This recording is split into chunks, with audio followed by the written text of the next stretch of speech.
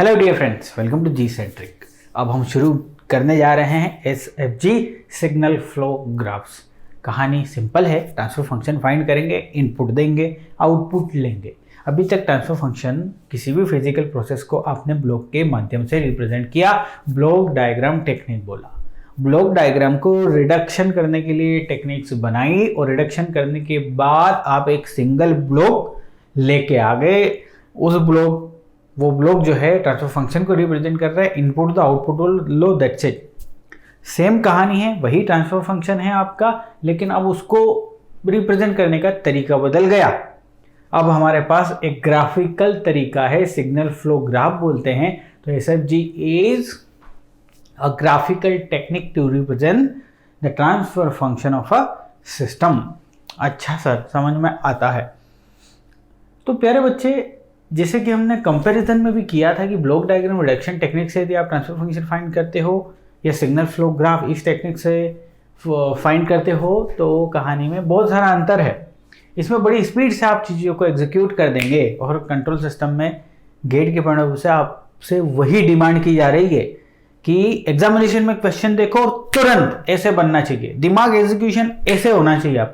आप ऐसा नहीं कि आप लटक जाओ, क्या करें क्या नहीं करें। भैया तुरंत सीखा, यहाँ पे अच्छे से सीखना है, अप्लाई करना है। ठीक है,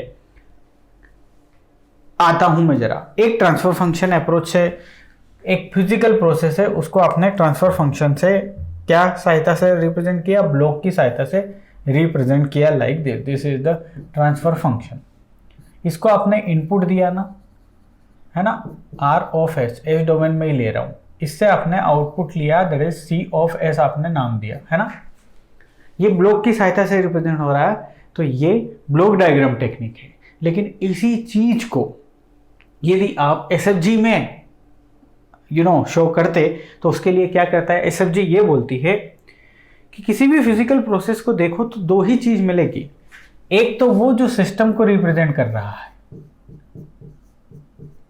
ये ट्रांसफर फंक्शन किसको रिप्रेजेंट कर रहा है, सिस्टम को। फिजिकल प्रोसेस थी पोजीशन कंट्रोल सिस्टम, तो वो जो सिस्टम था उसको रिप्रेजेंट, उसकी जो इक्वेशन है वो रिप्रेजेंट ये कर रहा है। इनपुट उसको दे रहे, आउटपुट ये दे रहे।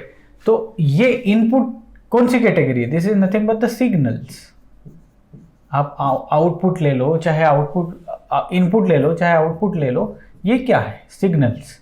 Signals of what, signals to operate this particular system. किसी भी सिस्टम को ऑपरेशन करवाने के लिए सिग्नल्स देने पड़ेंगे, फॉर श्योर है ना। तो भाई दो चीजों की कहानी है सिग्नल फ्लो ग्राफ में, एक तो सिग्नल की और एक सिस्टम की। सिग्नल्स एंड सिस्टम की कहानी ही SFG है।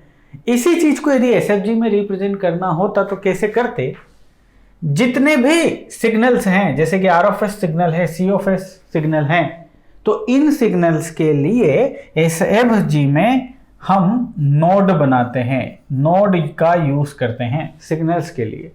तो आपके पास है ये node for R of S, और C ऑफ S के लिए हमारे पास नोड है दिस। यस, इसकी वैल्यू आप लिख सकते हैं, this is nothing but the R of S and this is nothing but the C of S। So signals are represented by node in SFG technique. और ये जो सिस्टम है, और इस सिस्टम का ये जो ट्रांसफर फंक्शन यानी कि गेन, ये जो सिस्टम प्रोवाइड करेगा between this input and output, we call the system gain. वो ब्लॉक डायग्राम में ब्लॉक से रिप्रेजेंट हो रहा है, लेकिन यहाँ पे एक लाइन से रिप्रेजेंट होगा। समझ गए बात? अच्छा sir, so this is nothing but the line से रिप्रेजेंट होगा। ब्रांच बोल दो आप इसे। If these are the nodes then this particular line is nothing but the branch. ये ब्रांच किसे शो करेगी बेटा, सिस्टम को। और नोड किसे कर रहे बेटा, सिग्नल्स को। यहाँ पे लिखी दिया हमने, नोड सिग्नल्स को रिप्रेजेंट करते हैं, और ये सिस्टम को रिप्रेजेंट कर रही है ब्रांच। अब इसका जो गेन है, ये इसका जो ट्रांसफर फंक्शन है, मान लो इसका गेन है G, तो वो G आपकी इस ब्रांच में इस टाइप से लिखा रहेगा विद डायरेक्शन। डायरेक्शन किसकी है, ये आपका सिग्नल की डायरेक्शन है। भाई इनपुट से आउटपुट जा रहे हो ना आप, तो ये डायरेक्शन शो करता है यहां से इधर सिग्नल जा रहा है, and that signal is going to multiply with the G, gain of the system. यानी कि बीच में सिस्टम आ गया है, ये ब्रांच सिस्टम को रिप्रेजेंट कर रही है और नोड आपके इनपुट्स या वेरिएबल सिग्नल जो वेरी कर सकते हैं उनको रिप्रेजेंट कर रही है। SFG is nothing but completely graphical approach, yes और नो। अच्छा, और दूसरी बात, सिर्फ और सिर्फ LTI सिस्टम के लिए डिफाइंड है सर, ट्रांसफर फंक्शन भी था, ये भी था। अब होता क्या है कि जैसे ट्रांसफर फंक्शन में आपने क्या देखा था, आपने जब सिस्टम की बात करी थी ना, किसी भी फिजिकल सिस्टम की शुरुआत में यदि आप जाएंगे तो मैं आपको रिकॉल करवा रहा हूं, एनी फिजिकल सिस्टम ये किससे रिप्रेजेंट हो रहा था बेटा? डिफरेंशियल इक्वेशन से। किसी सिस्टम को डिफरेंशियल इक्वेशन से रिप्रेजेंट कर सकते हैं क्या? हाँ सर, बिल्कुल कर सकते हैं, डिफरेंशियल इक्वेशन। अब ट्रांसफर फंक्शन अप्रोच ने हमें क्या लिबर्टी दे दी कि इस डिफरेंशियल इक्वेशन को आप ट्रांसफर फंक्शन में ले आइए, मतलब एज डोमेन में कन्वर्ट कर दीजिए। तो ये डिफरेंशियल इक्वेशन को यदि आप लाप्लास ट्रांसफॉर्म से गुजारेंगे तो आपके पास एज डोमेन में इक्वेशन मिलती है और वो इक्वेशन को हम एल्जेब्राइक इक्वेशन बोलते हैं, यस और नो? अरे भाई, जो इस टाइप की जो है a² + 2s + 3 = 0, ये इक्वेशन को एल्जेब्राइक इक्वेशन बोलते हैं हम। और डिफरेंशियल इक्वेशन का फॉर्मेट तो पता ही है एल्जेब्राइक इक्वेशन का, तो इसी एल्जेब्राइक इक्वेशन के लिए SFG हम ड्रॉ करते हैं, एल्जेब्राइक इक्वेशन के आधार पे SFG बनाते हैं। तो ये भी बोल सकते हैं स्टेटमेंट में कि SFG, we can write SFG for linear algebraic equations. कहां से आ गई एल्जेब्राइक इक्वेशन?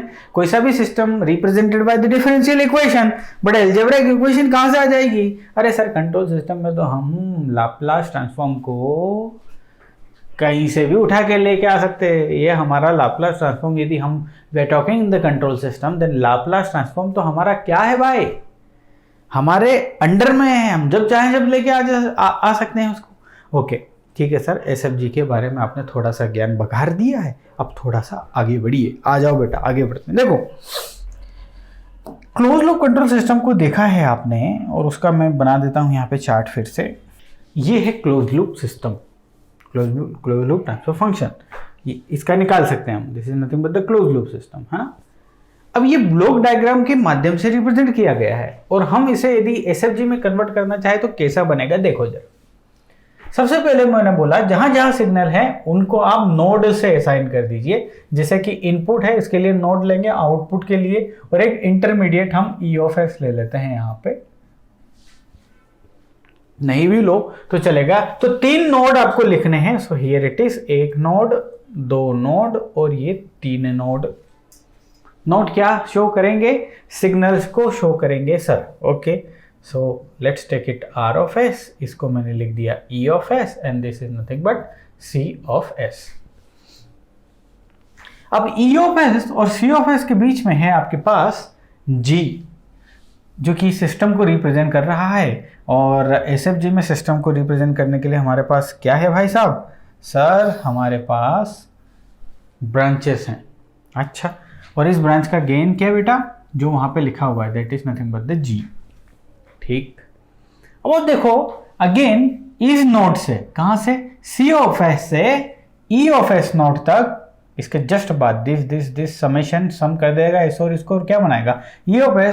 तो यहां से एक ब्रांच आ रही है लाइक दिस, ये बना दिया मैंने थोड़ा अच्छा। और इसमें भी आपका गेन है H, और H प्लस है तो प्लस लिखा है, माइनस रहता तो -H कर देते। ठीक, और इनपुट नोड से यहां तक आने के लिए आपको ये ट्रेवल करना पड़ रहा है, और उसका गेन है सिर्फ और सिर्फ 1। सो ये बनेगा signal flow graph for this particular block diagram of close loop control system. अब इससे ट्रांसफर फंक्शन हमने फाइंड किया था, और इससे ट्रांसफर फंक्शन फाइंड कैसे कर सकते हैं वो सब हम देखेंगे, लेकिन ये चीज समझ में आ गई। ठीक है, तो जैसे कि ब्लॉक डायग्राम में उसको पढ़ने से पहले हमने उसकी क्या देखी थी, उसके अंदर क्या क्या रूल्स है, क्या क्या रेगुलेशन, और उन सारी चीजों की चर्चा करी थी। तो किसी भी चीज को फॉरवर्ड प्रोसीड करने से पहले, उसके अंदर घुसने से पहले क्या क्या टूल्स लेके जाना है, ये हम पहले चर्चा करेंगे। सर, SFG समझ में आ गया, सर नोड समझ में आ गया, और ब्रांच समझ में आ गई, ब्रांच सिस्टम को रिप्रेजेंट करेगा, सिस्टम का गेन उस ब्रांच में लिखा होगा, सब कुछ समझ में आ गया। लेकिन उसके अलावा भी बहुत सारी चीजें हैं इसके अंदर जानने के लिए, वन बाय वन सुनिएगा जरा। सबसे पहली चीज है पाथ। अब यहां हम समझते हैं कि व्हाट इज द पाथ। बेटा इनपुट से हमेशा सिग्नल कहां से जनरेट हो रहा? इनपुट से आउटपुट तक जाने के रास्ते जितने भी हों उन्हें हम पाथ बोलते हैं। सो पाथ इज नथिंग बट, आप इनपुट से आउटपुट तक जाइए, जो जो आपको पाथ मिलेगा, जितने भी पाथ मिल सकते हैं आपको, उन्हें हम पाथ कहेंगे। सर समझ में आ गया? हम हमारी लैंग्वेज में लिख लेंगे कि पाथ का मतलब यही है अल्टीमेटली कि जो भी ट्रांसफर फंक्शन, जैसे यहाँ पे आपका वो पूछ रहा है हमसे कि C of S divide by R of S को पता करिए। तो जहां तक जाना है और जहां से जाना है उसके इन बिटवीन जितने भी रास्ते हैं, that is the path. Indore से भोपाल जाना है, जितने भी रास्ते हैं उन्हें हम पाथ बोलेंगे। सर ऑब्वियस सी बात है, अब नहीं भी बताते तो इसके नाम में ही ये सम्मिलित है। दूसरी कहानी है पाथ गेन, समझ रहे? और पाथ गेन क्या है बेटा? जैसे ये पाथ हो गया, इसमें जो सिस्टम्स इन्वॉल्व है उनके गेन का मल्टीप्लिकेशन कर दो, पाथ गेन बोलेंगे। जैसे आप ये वाला पाथ लिए, कौन सा? दिस आर ऑफ एस से यहां जाने के लिए यहां पे हमारे पास ओनली वन पाथ है एंड दैट इज दिस। आपको एरो की डायरेक्शन में जाना है, ओनली वन पाथ है इस पर्टिकुलर में। सो पाथ की संख्या है ये only one path. Path gain, इसमें इस पाथ में मिले जितने भी सिस्टम है उनके गेन का मल्टीप्लाई कर दो। 1 मिला, जी मिला, 1 गुना जी, तो इसका पाथ गेन है बेटा जी। समझ गए? दो चीजें मैंने आपको समझाई। पाथ क्या होते हैं? सर इनपुट से आउटपुट तक जाने के तमाम रास्ते समझ लीजिए। और पाथ गेन क्या होता है? जितने भी रास्ते हैं उनके सिस्टम्स के गेन का multiplication is nothing but the path gain. तीसरा हमें मिलने वाला है लूप। लूप से ही समझ में आ गया है, तमाम वो रास्ते, तमाम वो पाथ जो एक पॉइंट से शुरू होते हैं और वहीं पे खत्म हो जाते हैं, उन्हें लूप कहते हैं। जैसे कि फॉर दिस क्वेश्चन, थोड़ा कलर चेंज करके समझाने की कोशिश करता हूं। यदि आप यहां से चलेंगे तो इधर जाएंगे और वापस इधर आ सकते हैं इसी नोड पे। जिस नोड से आपकी जर्नी स्टार्ट होगी वापस उसी नोड पे यदि आप आ जाएं तो we call it the loop. तो यहाँ पे आप ध्यान से देखेंगे कि हमारे पास कितने लूप हैं? एक लूप है। अब यहाँ पे डाउट क्या आता है इंसान का कि सर एक लूप तो ये हो गया कि यहाँ से चला और यहाँ, सो this is nothing but the loop L1 नाम दे दिया। दूसरे बच्चे शुरुआती दौर में ऐसा भी सोच लेते हैं कि सर सी ऑफ एस से चला और वापस घूम के सी ऑफ एस पे आ गया, ये दूसरा लूप। अरे बेटा कोई दोनों में अंतर दिख रहा है क्या? है ये यहां से चल लो यहां आ जाओ, चाहे यहां से चल लो यहां आ जाओ, कहानी तो यही बनेगी ना। ये जो पिंक कलर का डायग्राम दिख रहा है यही बनेगा ना। फिर आप कल को बोल दो कि सर इस पॉइंट से चले और वापस इस पे आ जाएं, इस पॉइंट पे चले, ये भी लूप है ना। ना बेटा ना, समझ गए? यहां से यदि आप चालू करोगे तो फिर से वही चीज मिल जाएगी जो पहले आप ऑलरेडी ले चुके हो। तो सिर्फ और सिर्फ L1 है यहाँ पे। तो सर लूप समझ में आ गया। The fourth point is loop gain. तो अब लूप गेन आप लोग सभी शाणे बच्चे हो, समझ में आ जाएगा आपको कि सर लूप, उस पूरे लूप में जितने भी हमें सिस्टम मिले उनके गेन का मल्टीप्लाई कर दो। जहां G मिला और H मिला, so loop gain for this system is GH। ये लूप गेन हो गया। बात समझ में आ गई? अच्छा, अब इसमें मैं थोड़े से मॉडिफिकेशन कर देता हूं इस डायग्राम में ताकि और चीजें भी समझा पाऊं। ठीक है, मॉडिफिकेशन इतना कर रहा हूं मैं कि यहां पे लिया मैंने एक ऐसा लूप और उसकी वैल्यू 1 रख ली फॉर एग्जांपल। तो पांचवी डेफिनेशन जो हमें पढ़नी है that is the self loop. Self loop वो लूप है जो जहां से स्टार्ट हुआ, ये यहां से स्टार्ट हुआ और वहीं पे आ गया, एक ही नोड से स्टार्ट होगा और एक ही नोड पे खत्म होगा। या यूं कहूं कि पूरे सेल्फ लूप में सिर्फ एक नोड रहेगा। जैसे इस लूप में देखा तो एक नोड आया, दो नोड आया, फिर आया। इसमें क्या है, only one node. Self loop सिर्फ और सिर्फ एक ही नोड से बनेगा, उसी नोड से शुरू होगा, उसी नोड पे खत्म हो जाएगा। Only one node. सो यहां पे सेल्फ लूप है आपके पास बेटा 1। एक सेल्फ लूप मान लो यहां भी ले लिया, चलो ये भी ले लिया, इसे समझाने के लिए मैं ले रहा हूं। तो दिस इज नथिंग बट 1। तो आपके सेल्फ लूप कितने हो जाएंगे? तो अब आप बोलोगे कि सर सेल्फ लूप हो गए इस पूरे क्वेश्चन में 2। ठीक। छठी चीज है self loop gain. Self loop gain, आपके पास 2 लूप है तो उसका गेन है 1, कॉमा इसका गेन है 1।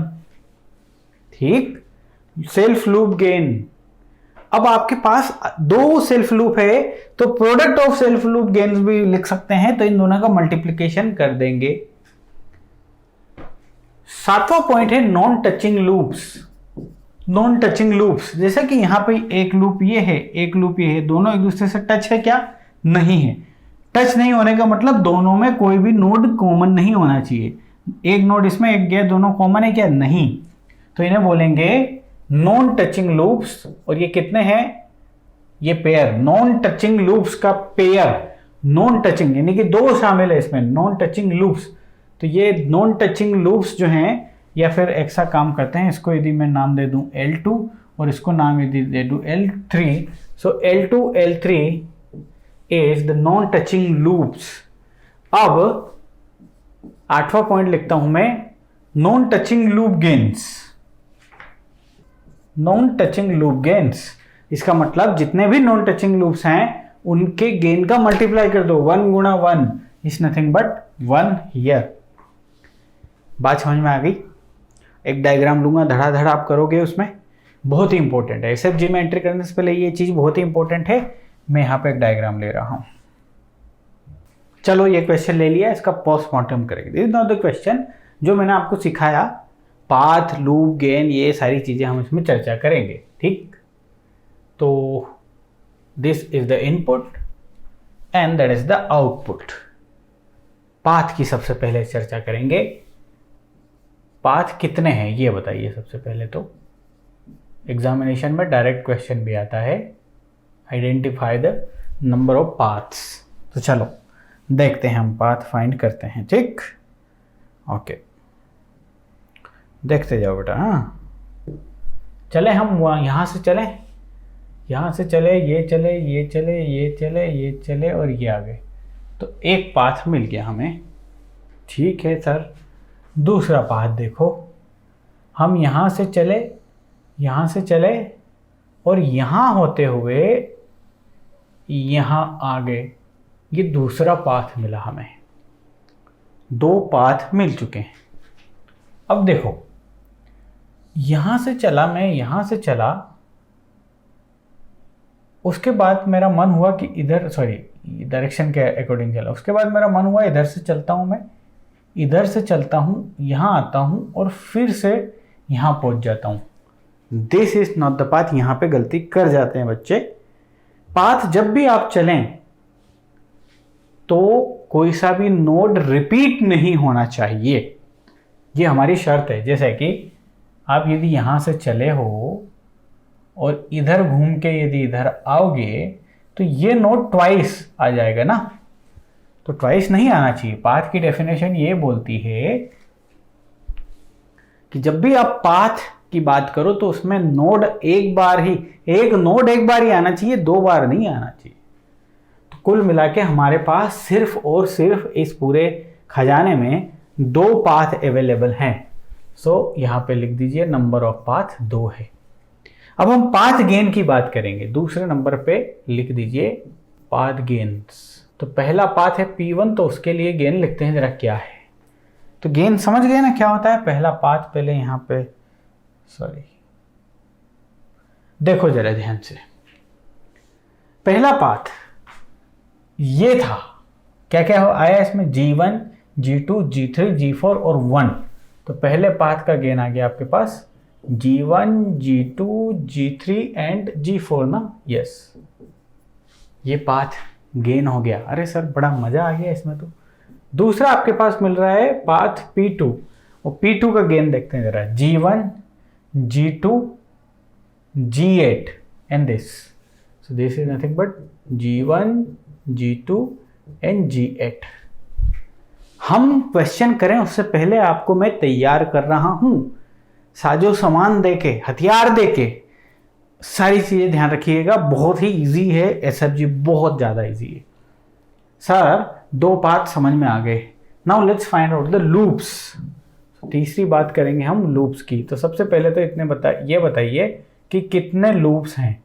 अच्छा एक बात ध्यान रखिएगा, एग्जामिनेशन में डायरेक्ट डायग्राम देके ये पूछा गया है कि लूप्स बताइए, पाथ बताइए, तो इसीलिए बहुत अनिवार्य है चीज़ों को प्रॉपर समझना। अब हम लूप्स की बात कर रहे हैं बेटा, तो बड़ा ध्यान से देखना, ठीक है। सर सबसे पहले मैं लेता हूं ये, यहां से शुरू कर रहा हूं और यहां आ जा रहा हूं। वाह सर पहला लूप मिल गया, so give the name L1। मिल गया ना। डायरेक्शन का ध्यान रखना, कहीं ऐसा नहीं हो कि डायरेक्शन उल्टी पुल्टी हो। डायरेक्शन यहां से चले और डायरेक्शन के आधार पर यहां आए तभी जाके आप लूप बोले। दूसरा, जैसे कि आप सोचे कि यहां से चले और यहां से यहां गए, अरे बेटा ये इसकी डायरेक्शन इधर है, यहां से यहां नहीं आ सकते, डायरेक्शन को देखना अनिवार्य है। ओके अच्छा, एक ये भी है सर, फिर सेल्फ लूप हो गया ना, ये हमारा सेल्फ लूप हो गया, इसको हमने नाम दिया L2, ठीक है। अच्छा अब यहां से चले हम, यहां आए और यहां आते हुए यहां आ गए, तो इसको भी हमने क्या बोला बेटा, लूप L3, ठीक। अब यहां ऐसा नहीं हुआ कि इस बड़े वाले लूप में ये लूप समाहित हो गया, नहीं भाई, इसका अपना अलग स्ट्रक्चर है, देखो आप। अब आप ये मत बोलना मुझे कि सर ये भी लूप हो गया, कि यहां से चला मैं और यहां आ गया, हाँ this is not the loop. Sir कोई बोल देगा बच्चा सर यहां से 4 नोड से चालू हुए और वापस पे 4 हो गए, तो ये भी लूप है। फिर एक महान आत्मा बोल दे कि 5 से चले और 5 पे आ गए, ये भी लूप है। नहीं राजा नहीं, आ गया ना एक बार शक्तिमान, बात खत्म ना। एक बार आप नोड 2 से चले और वापस 2 पे आ गए, अब 3 से चल के 3 आना, 4 से चल के 4 आना, सब एक ही चीज है भाई, अलग अलग थोड़ी ना है। सर 3 लूप दिखाई दे चुके हैं हमें अभी तक, अब एक और लूप की बारी, और वो लूप है सर यहां से चले और यहां से यहां आ गए, 2 से चले और 2 पे आ गए, इसको नाम दे दो आप L4, ठीक है। अब बेटा ये प्राइमरी तौर पे आपको दिख रहे हैं कि सर इतना तो मुझे दिख गया, और आपने लिख भी दिया कि सर लूप है L1, L2, L3 and L4। इसीलिए मैं सिखाया था, एग्जामिनेशन में बड़ा सावधानी से देखना है। एक और लूप दिखेगा आपको, सर 2 से चले, यहां आए, उसके बाद यहां आए और यहां आए और फिर यहां आ गए, और जैसे ही आपने ऐसा किया आपने लंका लगा ली, क्योंकि आपने ये डायरेक्शन नहीं देखी। ये डायरेक्शन देखना अनिवार्य है, इसलिए आप यदि यहां से चलते हैं तो यहां आके यहां वापिस नहीं आ सकते।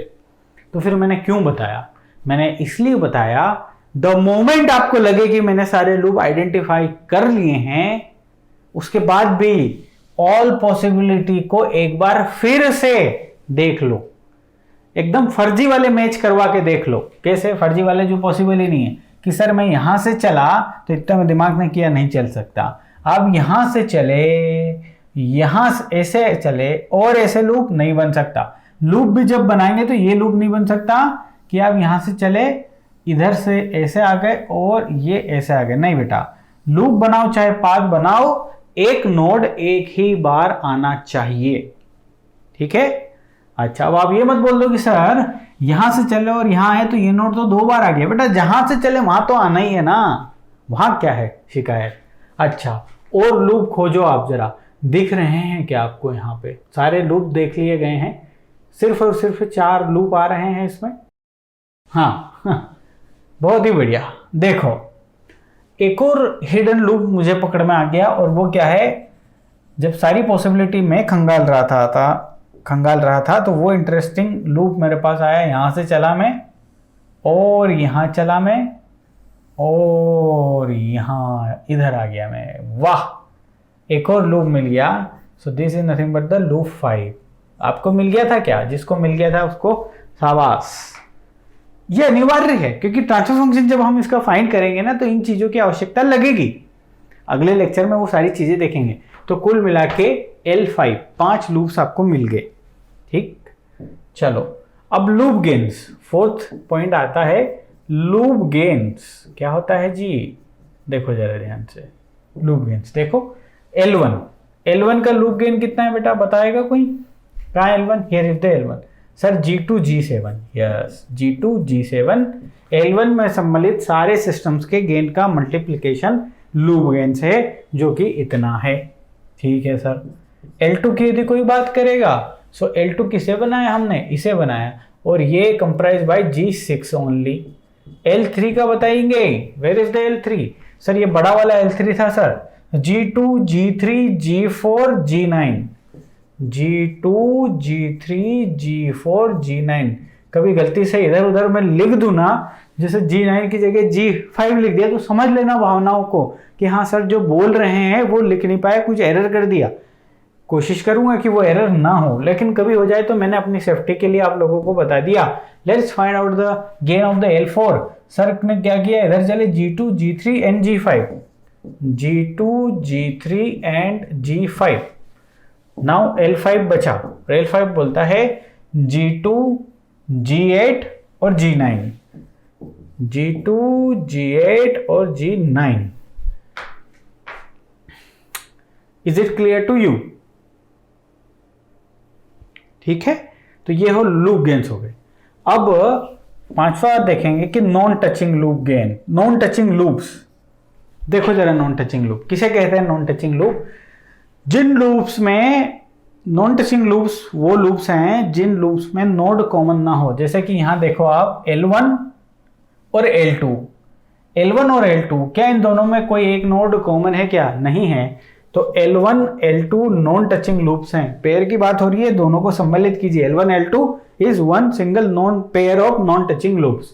अच्छा सर, अब देखो जरा, क्या ये लूप, नहीं सॉरी ये तो लूप है नहीं, ये बड़ा वाला लूप है, लेकिन ये बड़े वाले का नोड और इस सेल्फ लूप का नोड, ये एक नोड कॉमन है, तो ये नॉन टचिंग नहीं है।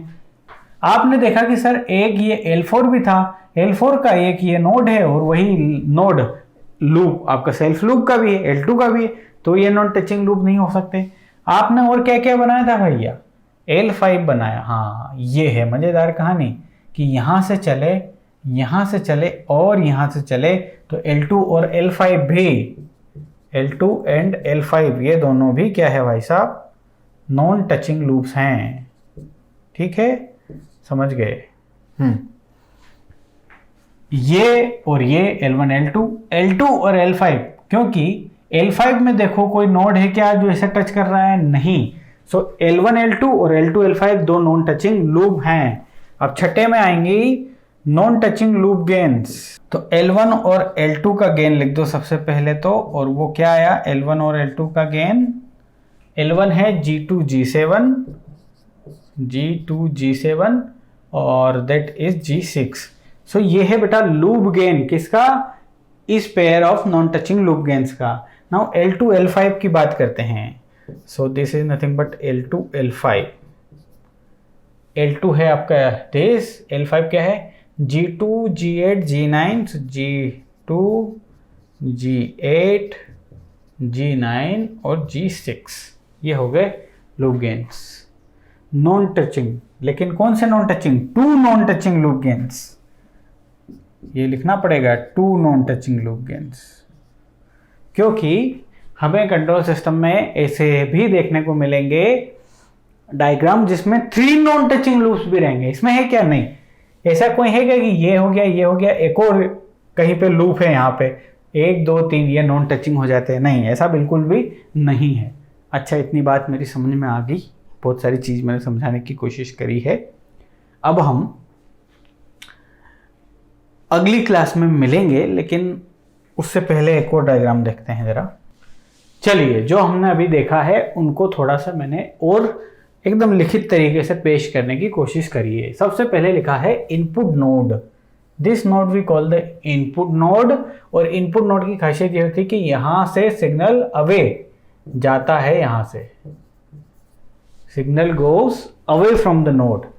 N input node are source contain only the outgoing branches, that is x1, जैसे x1 outgoing branches रहेगी इनपुट नोड पे, okay. And output node are sink contain only the incoming branches, जैसे कि ये है, ये आउटपुट नोड है और इस पे ये ब्रांच भी आ रही है, ये ब्रांच भी आ रही है, सारी चीजें सिंक हो रही है। ठीक है सर, समझ लिया। पाथ की डेफिनेशन क्या है? Path is a continuous unidirectional succession of branches along which no node is passed more than once। चर्चा करी थी ना, कोई सा भी नोड एक से ज्यादा बार नहीं आना चाहिए। आप देख लो यहाँ पे सारी चीजें लिखी हुई हैं, ठीक है। A forward path is a path from the input node to the output node. Forward path देंगे तो समझ गए बात को। अ फीडबैक पाथ समझ गए, फीडबैक लूप वाली बात हो गई। सेल्फ लूप हमने पढ़ा, क्या है? Self loop is a feedback loop consisting of a single branch. Yes, single branch लिखा हुआ है, A33 सिंगल ब्रांच है इसमें।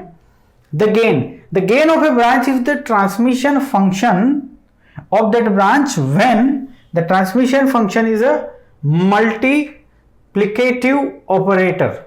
The gain of A branch is the transmission function of that, जो भी उसका फंक्शन है, that is the gain factor या पाथ गेन ले लीजिए, तो प्रोडक्ट कर दीजिए ब्रांच का गेन का, लूप गेन, सब कुछ बता दिया है और ये थोड़ा सा लिखवा भी दिया है। अगली क्लास में मिलेंगे और डिशुम।